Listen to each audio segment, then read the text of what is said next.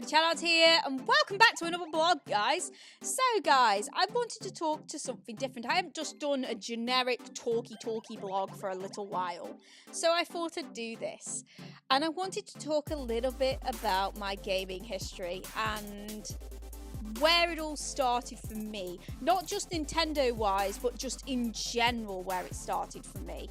And I'm going to come up to... I might split this up into different years, just to make it a bit easier for ourselves. From when I first started gaming to my age currently and what I'm playing now, which is 27, so yeah, I'm 27 years old and 28 soon. Oh god. Anyway, so it's going to be a bit different. This vlog's going to be a little bit differently structured as well. So if you like it, guys, please click the like button and comment down below, because it does help me know that you like this kind of content.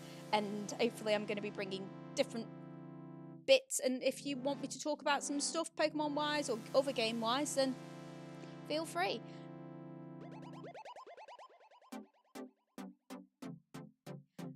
Right then, so where did it all begin? How did I become a gamer? It was a very long time ago, and I only just barely remember this. But my first console, if you like, well, it's not even a console. My first game that I played on, it was an Acorn computer. Now, most people won't know that brand, and most people, I wouldn't surprise me. So an Acorn computer was a big, this is before Windows 95. This is how old this thing is. This is how old I am. And you had to put floppy disks in, and I'll just put an image of that. They weren't the big ones. It was the sort of the smaller ones that you had to put in to load games.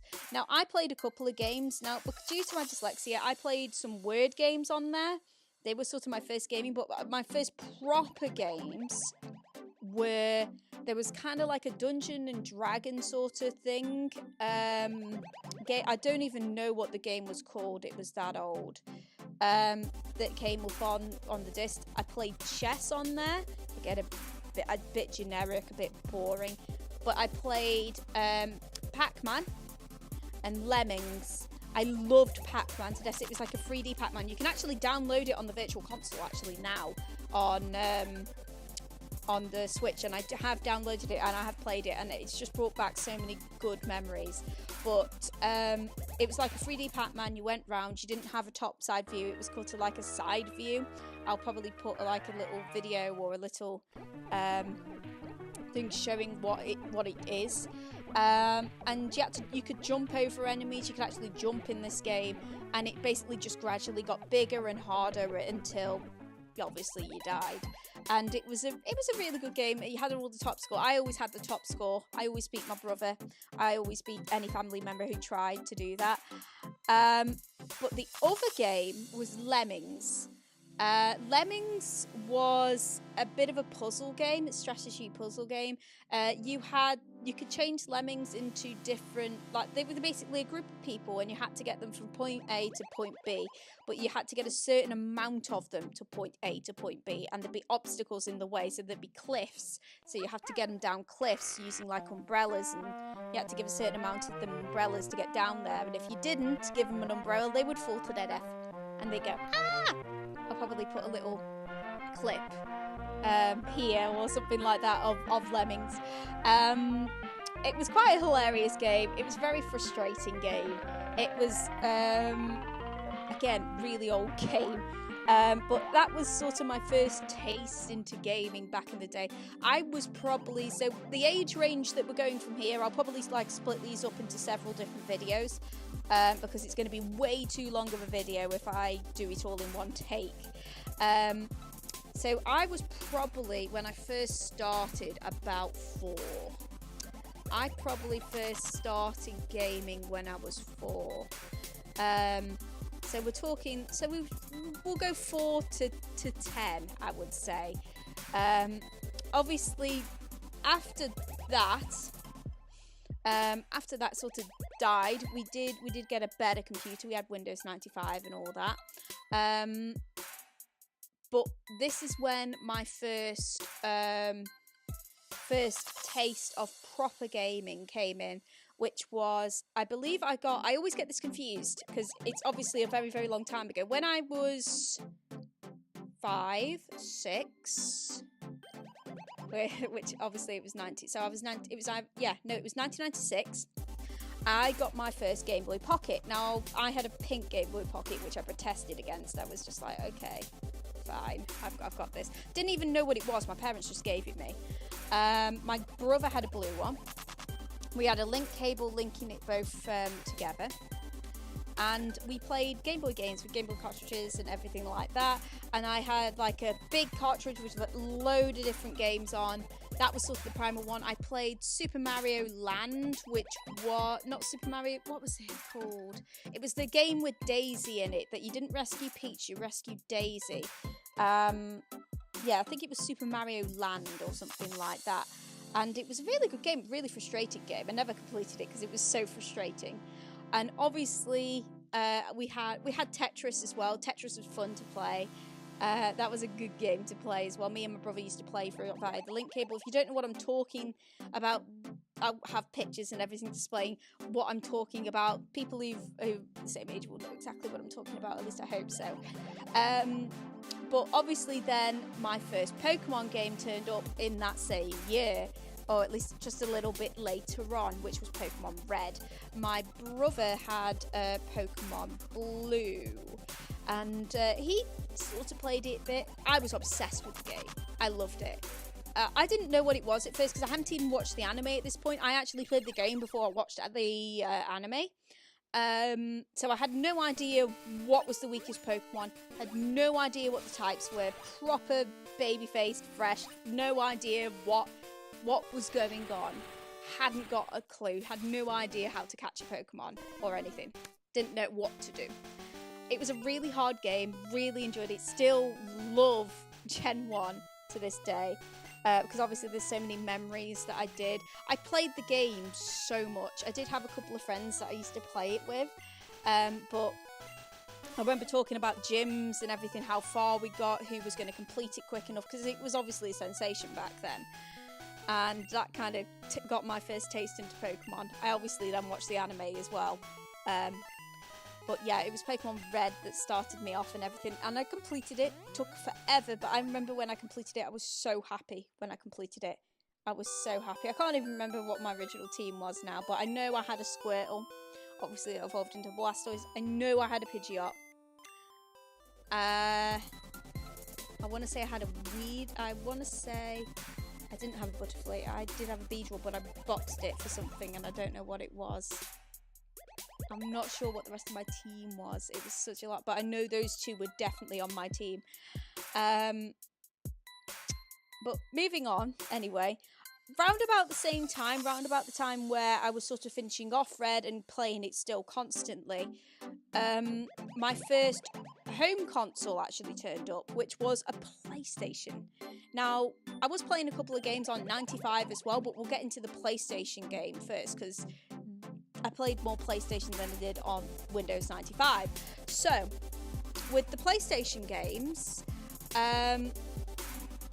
PlayStation, like I say, verges on past 10, but I'm just going to go over a couple of them.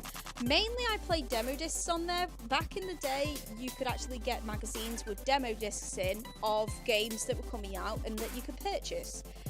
So there was like fighting games on there. There was like Apes Odyssey, Medieval, Spyro, Crash, things like that. So we played lots of little things like that. But the first two games we got with the console were two racing games. And this is why I haven't played a good racing game in a very, very long time. But I love racing games still to this day. And this is where it started off. And it was V-Rally. Put a picture over there, please, which was a rally simulating game. It was based off of the WRC, which is the World Rally Championships. Brands like Subaru, Honda, Ford, all that. Peugeot's not in it, I don't think, anymore. But those kind of cars went off-road, different terrain, and it was really such a good game at the time. And I loved playing it. I'm really obsessed. I was very good at circuits, complicated circuits, and reading the road very, very quickly, whilst my brother wasn't, so he always was there on me. Because you could do that on PlayStation, it's great. That wouldn't break your game at all. Back in the day where games were a little bit harder than they are now. But the other game we had was a monster truck game, and it was called, I think it was just called Monster Truck, but it were basically big, beefy things that you went off-road on. You like had to capture the flag and all sorts of like that. It's a bit of a wacky game. You had all sorts of terrain on it, but it was a fun game. And it was one of our favourite games. We also had Contora, I believe it was called. It was like again Silverstone proper track simulator game, but it was a bit crazy as well because you could drive a limo, you could drive a mini, you could drive a tank if you put cheats in, which we did obviously, and we played those sorts of games. Other games that turned up were Digimon on the PlayStation. I played Digimon on the PlayStation, and I loved that game. I loved it so much. I even had a PlayStation controller which was Digimon all over it. I bet I could find a picture, but it was there. But I played that sort of 10 onwards. It was like 10, 11. I can't quite remember it, which is why I'm including it in this list. And they were like sort of the prime games. I also had some embarrassing games as well, but I think they were a little bit further on. But I'll go into them in the next age range in the next video, and I'll put my shame out there for the rest of the world to see. Now, going on to Windows 95 stuff. Well, yeah, Windows 95, Windows 98 stuff. The main thing I played, it was like proper borderline 10 onwards sort of thing. We had, okay, these were sort of girly, but my brother played with these as well. We had like little pet simulators, and there was oddballs, cats and dogs. That's all they used to be called. They used to just come up on your laptop and you could throw them around your desktop. You could give them toys. Cats and dogs were a little bit more sophisticated, and I played the different numbers in the series throughout my years until I got really bored of it. But Oddballs was the main one I first started with. It was a bit of a like monsters. You could do stuff to them. You could actually blow them up. You could actually take their eyes out, which was kind of weird. It was such a weird game, but it was kind of like a pet simulator thing. And obviously with me being into animals, it was kind of a given, really. Another game that I played when I was a little bit younger, and again played throughout, was Zouk Tycoon. Zouk Tycoon was a really good game for me, and I really loved that game, still do to this day. Obviously I played the rest of the series, which is why I won't mention it in the rest, but where it first started was around about 10, like I say. And Zouk Tycoon, for those who don't know, is basically a tycoon game. If you don't know what a tycoon game is, it's basically building a business from the ground up. So you build your own zoo, and you try and keep it in profit, and you try and keep the guests happy, you try and keep the animals happy, and you basically build it up and up and up and up. And you sort of have bigger areas. You can have a custom area, or you can just do all the challenges and things like that.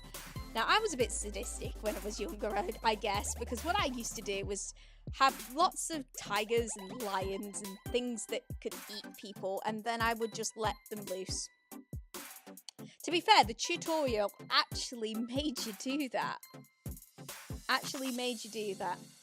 But if you had enough zookeepers, they would actually tranquilise them and put them in pens and stuff like that.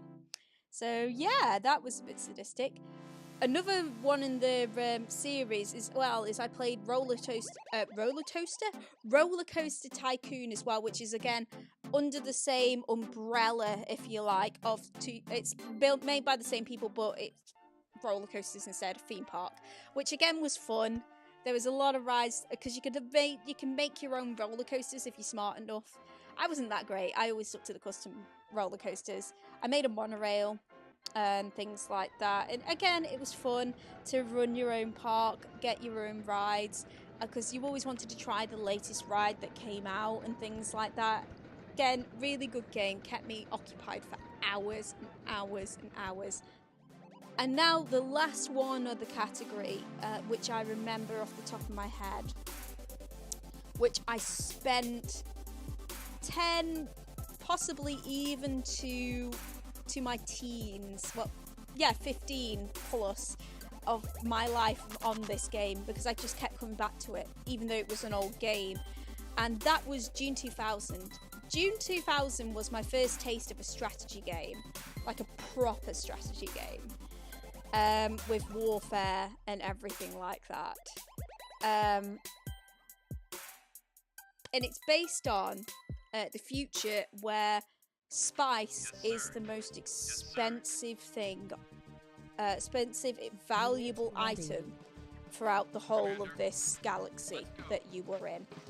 And there was a big business in it. You chose to be kind of like with Pokemon Go. You had valor,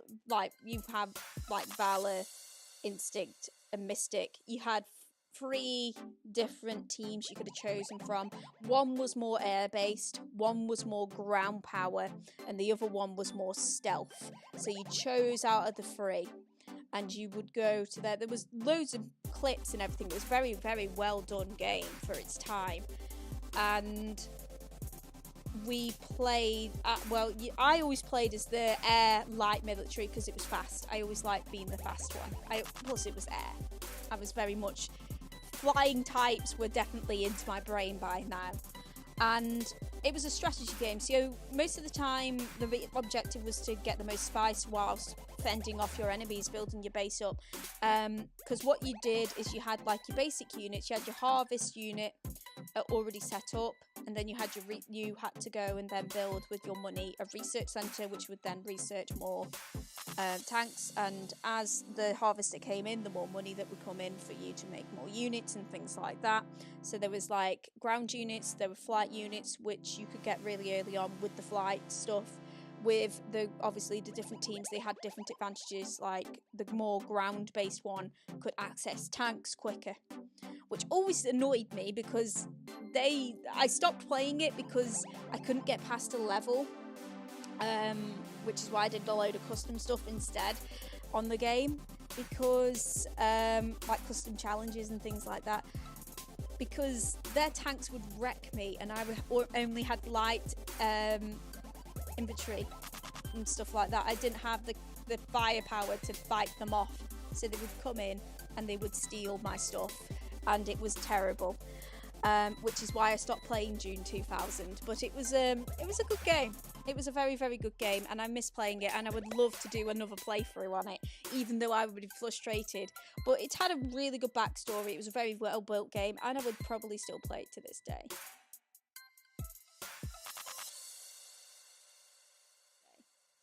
Anyway, guys, so that is my game history from basically the very, very beginning of my games to about 10 years old, 10, 11 years old.